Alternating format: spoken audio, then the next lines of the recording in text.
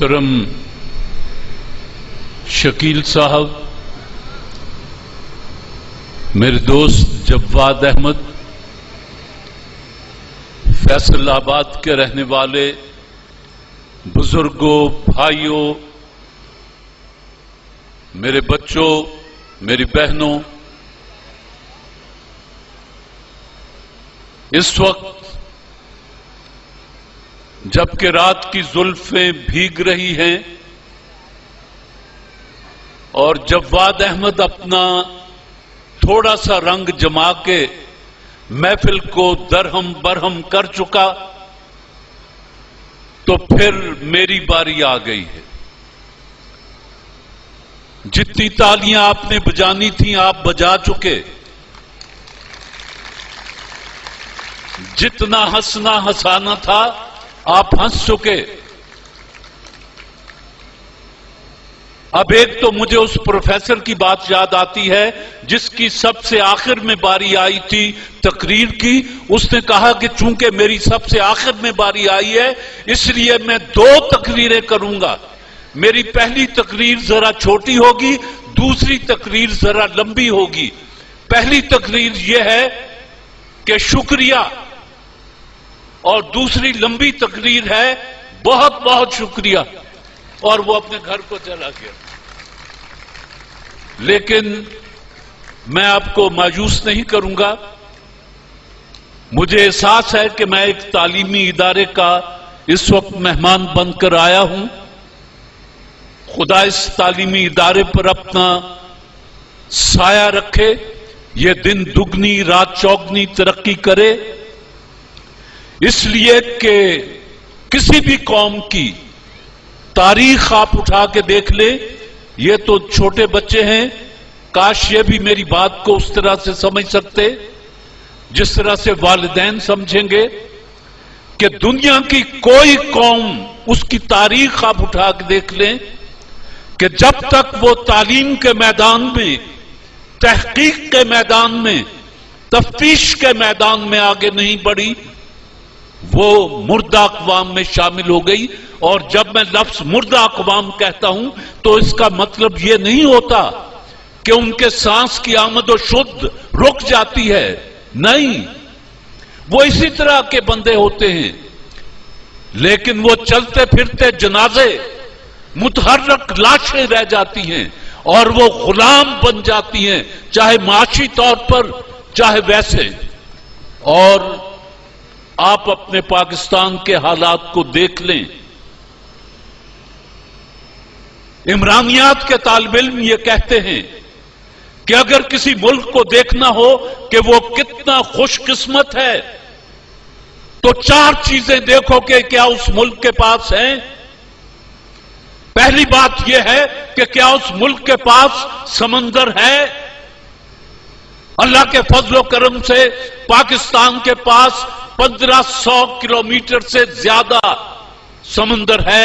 یہ ہمارا گوادر، یہ جیوانی، یہ بلوچستان، یہ کراچی، یہ بن قاسم، یہ ساری بندرگاہیں ہمارے پاس سمندر ہے۔ دوسری بات پوچھتے ہیں کیا ان کے پاس ریگستان ہے؟ ہمارے پاس تھل ہے، تھر پارکر ہے، چولستان ہے۔ پھر پوچھتے ہیں کیا اس کے پاس پہاڑ ہیں؟ دنیا کی 8 خوبصورت ترین چوٹیوں میں سے 6 چوٹیاں پاکستان کے پاس ہیں۔ پھر پوچھتے ہیں کیا اس کے پاس میدان ہے؟ پاکستان کا 40% رقبہ میدانوں پر محیط ہے۔ رب جلیل نے آپ کو دیتے ہوئے کوئی کسر نہیں چھوڑی، لیکن آپ نے اس کو برباد کرنے میں بھی کوئی کسر نہیں چھوڑی۔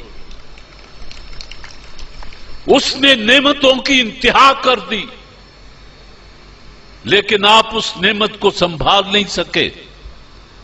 آپ نے تعلیم کو پس پشت ڈال دیا۔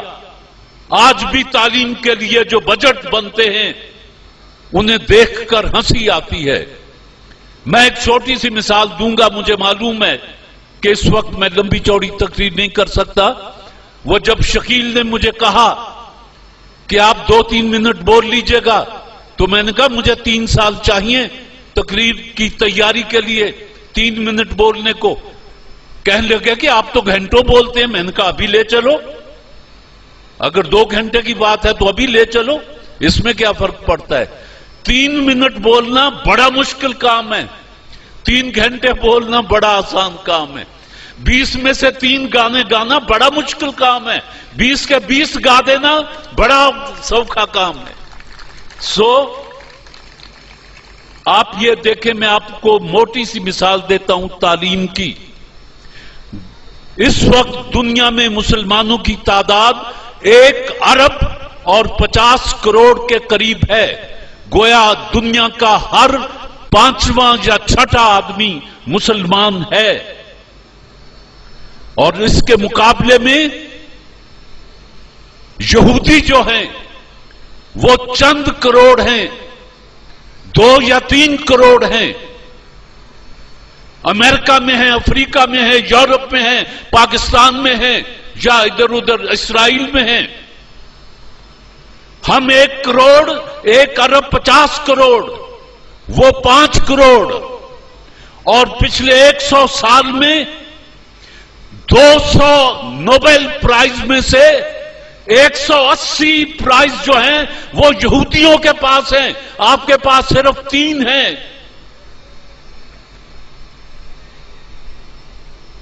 اب اس کے بعد اگر رونے کو جینا چاہے تو آدمی کیا کرے کہ ایک طرف 1 ارب 50 کروڑ وہ 3 نوبل پرائز حاصل کرتے ہیں, ایک طرف بہت ہی مارجن دے دوں 5 کروڑ وہ 180 پرائز حاصل کرتے ہیں. معیشت ان کے ہاتھ میں. کارل مارکس کون تھا؟ یہودی تھا. یہ جس نے پینسلین بنائی کون تھا؟ یہودی تھا. ہمارا مستقبل یہ بیٹھا ہے. یہ ہاتھ اگر مضبوط ہوئے, یہ ذہن اگر پڑھے لکھے ہوئے اور طاقتور ہوئے تو پاکستان طاقتور بنے گا. ہائے ہائے ہائے, مجید امجد نے کہیں کہا کہ وطن چمکتے ہوئے کنکروں کا نام نہیں, وطن چمکتے ہوئے کنکروں کا نام نہیں, یہ تیرے جسم تیری روح سے عبارت ہے. اور نظام کوہنا کے سائے میں عافیت سے نہ بیٹھ, نظام کوہنا تو گرتی ہوئی عمارت ہے. تو بات یہ ہے کہ ہم تو گرتی ہوئی عمارت ہیں. یہ ہے ہمارا مستقبل, ان کو تعلیم چاہیے. اور میں شکیل صاحب سے گزارش کروں گا, مجھے احساس ہوا کہ جب بچی نے قرآن مجید فرقان حمید کا ترجمہ انگریزی میں کیا تو مجھے احساس ہوا کہ یہ انگلش میڈیم ہے. انگلش میڈیم کی فیس بھی زیادہ ہوتی ہے. میں شکیل صاحب سے گزارش کروں گا کہ جہاں آپ, اللہ کرے گا اس ادارے پر اللہ اپنی رحمت برسائے گا, آپ کی نیت نیک ہوگی, جہاں آپ ہزاروں بچوں کو تعلیم دیں گے وہاں ہر سال ہر جماعت میں 5 بچوں کو, یتیم بچوں کو, مسکین بچوں کو, غریبوں کے بچوں کو وہی تعلیم دیں جو آپ امیروں کے بچوں کو دیتے ہیں, وہی نصاب پڑھائیں جو آپ امیروں کے بچوں کو پڑھاتے ہیں. پاکستان میں دکھ یہ ہے کہ امیر کا بچہ ایچیسن میں پڑھتا ہے اور غریب کا بچہ تب پڑھ کے اسکول میں اردو میڈیم نہ کروں کی زبان, کیا کریں. تو میں شکیل صاحب سے گزارش کروں گا کہ وہ ہر سال کم از کم 25 بچے اپنی طرف سے انہیں پڑھائیں, انہیں اپنی طرف سے کتابیں دیں, ان کو احساس نہ ہونے دیں کہ ہم تمہیں مفت پڑھا رہے ہیں. انسان کی عزت نفس بڑی چیز ہے, آپ مدد کریں اور انہیں پتہ نہ چلے. مزہ تو تب ہے کہ گرتے کو تھام لے ساقی, نشہ پلا کے گرانا تو سب کو آتا ہے.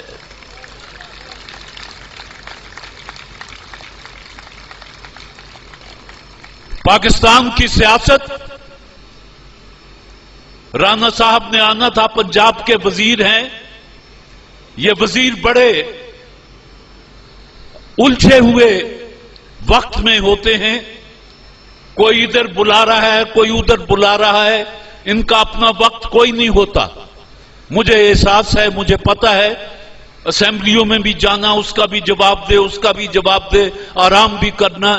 پتا چلا کہ راستے میں ہے، راستہ کٹ ہی جائے گا، چلیں تو کٹ ہی جائے گا سفر آہستہ آہستہ.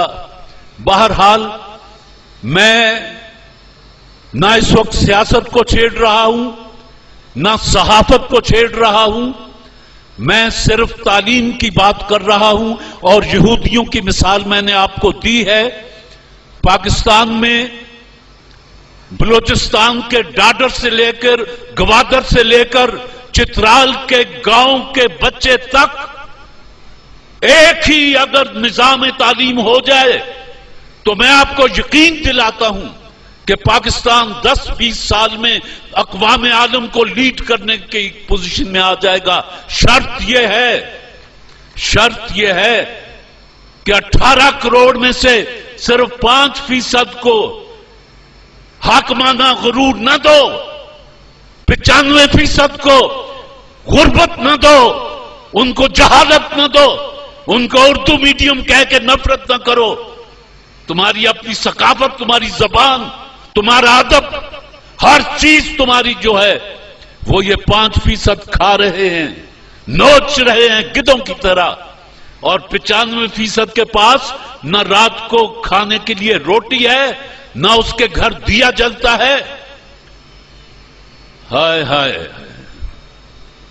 اور بجلی اردو شاعری کے روایتی محبوب کی طرح کبھی آتی ہے کبھی جاتی ہے.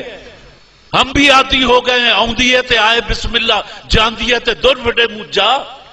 سیدھی بات ہے، کیا کریں. اور زراعتی ملک ہے، گندم باہر سے آتی ہے. زراعتی ملک ہے، چاول باہر سے آتا ہے. زراعتی ملک ہے، دودھ باہر سے آتا ہے. زراعتی ملک ہے. کسان کے چہرے پر خوشی نہیں ہے، آنکھوں میں روشنی نہیں ہے، اس کا بچہ اسکول نہیں جا سکتا.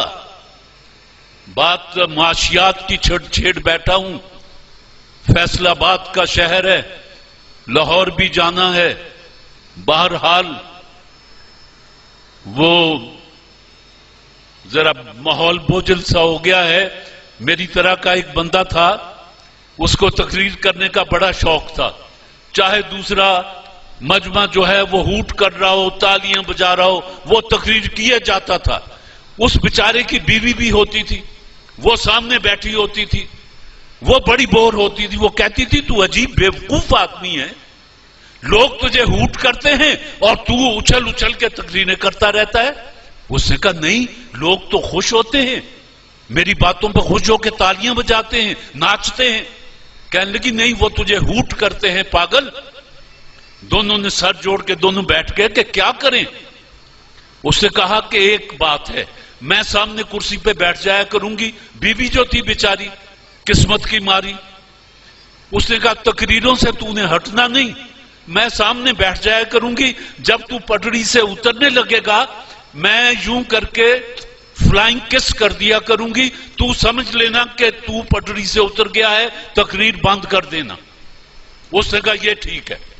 اب وہ بیٹھی، یہ پٹڑی سے اترا، اس نے یوں کر کے کیا، اس نے تقریر بند کر دی.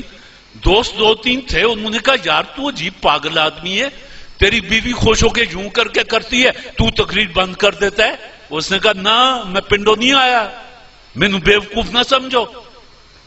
اس نے کہا بات کیا ہے؟ کہنے لگا کس کے سپیلنگ کیا ہوتے ہیں؟ KISS. اس نے کہا کیا بنتا ہے انگریزی میں؟ Keep it short stupid.